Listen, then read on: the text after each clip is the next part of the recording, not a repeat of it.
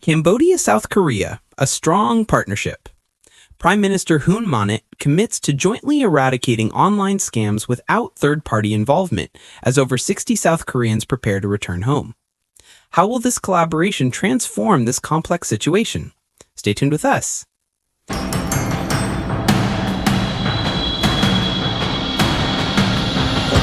Phnom Penh, on October 16, 2025, just yesterday, Samdech Moha Bovor Tipade Hun Manet, Prime Minister of the Kingdom of Cambodia, held a working meeting with Ms. Kim Jaina, Second Minister Delegate of the Ministry of Foreign Affairs of the Republic of Korea, South Korea, at the Peace Palace. During this important discussion, both sides focused heavily on transnational crime, particularly online scams, a growing global menace that complicates international relations and severely impacts social security and economies across multiple nations. In this context, the two parties reaffirmed their unwavering commitment to continue collaborating directly to suppress online scams without relying on any third parties, such as neighboring countries, to push or interfere in the process. This direct bilateral approach underscores a mutual trust and determination to handle the issue head-on, avoiding external complications that could slow progress. Prime Minister Hun Manet highlighted the fruitful multi-year cooperation between Cambodian authorities and their South Korean counterparts, which has yielded numerous tangible successes. These include the arrest and repatriation of 180 South Korean nationals linked to online scam operations back to their home country. Currently, more than 60 additional South Koreans are awaiting deportation to South Korea in the coming days, marking yet another concrete step in this ongoing effort. These repatriations not only dismantle criminal networks, but also provide closure for affected families and deter future involvement.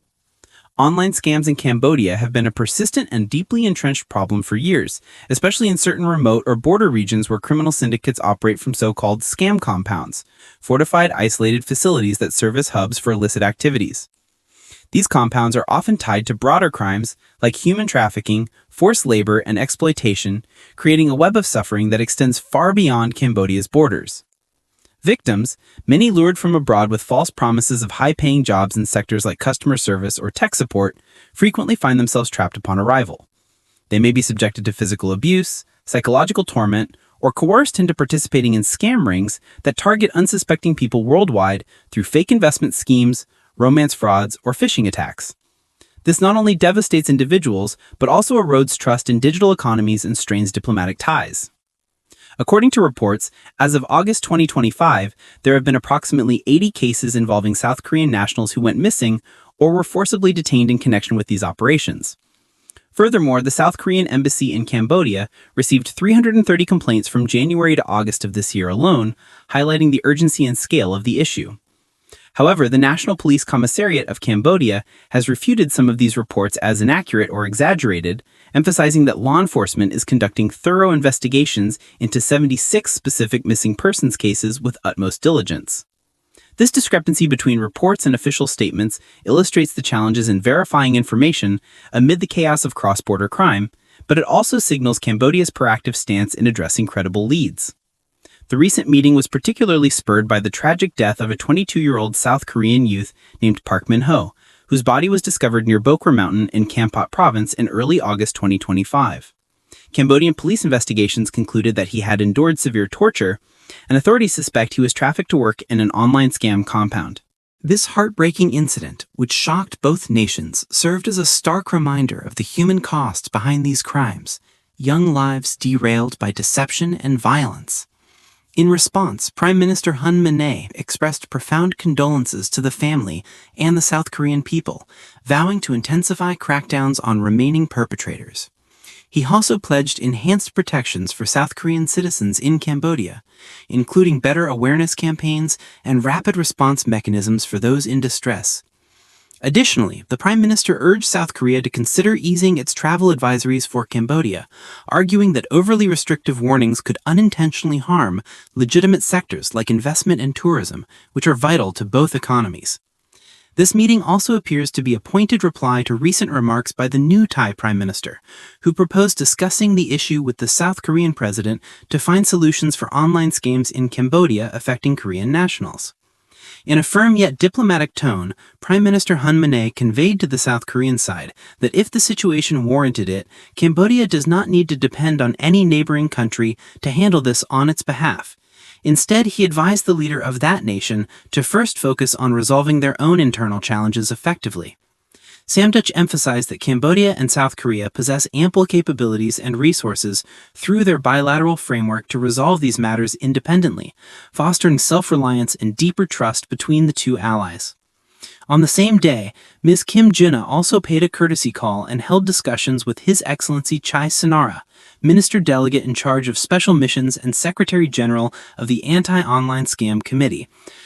Mr. Chai provided a detailed briefing on the Cambodian government's steadfast commitment and tireless efforts to prevent, combat, and dismantle sites linked to online scams, citing a series of practical achievements that demonstrate real progress.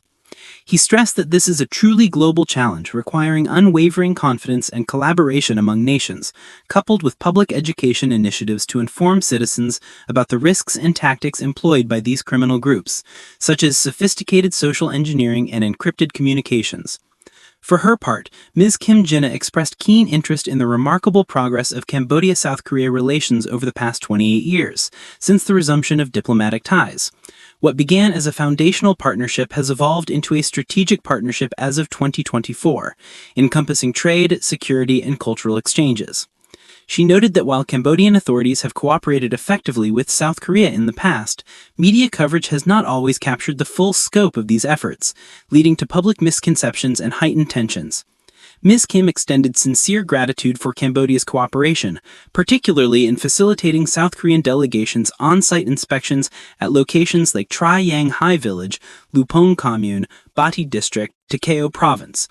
These visits allowed for first-hand assessments of the ground reality, including the dismantling of scam operations and victim rescues, building greater transparency and mutual understanding. Looking ahead, both sides delved into future directions for collaboration, including enhanced intelligence sharing to track scam patterns, blocking suspect financial channels and mule accounts used by criminals, streamlining the repatriation process for South Korean nationals, and pursuing other hands-on initiatives like joint training programs.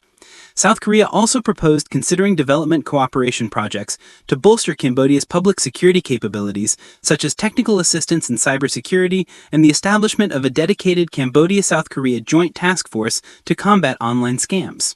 These steps signal a robust and proactive bilateral relationship aimed at not only uprooting current criminal networks, but also preventing their resurgence or relocation to other regions, ensuring long-term deterrence.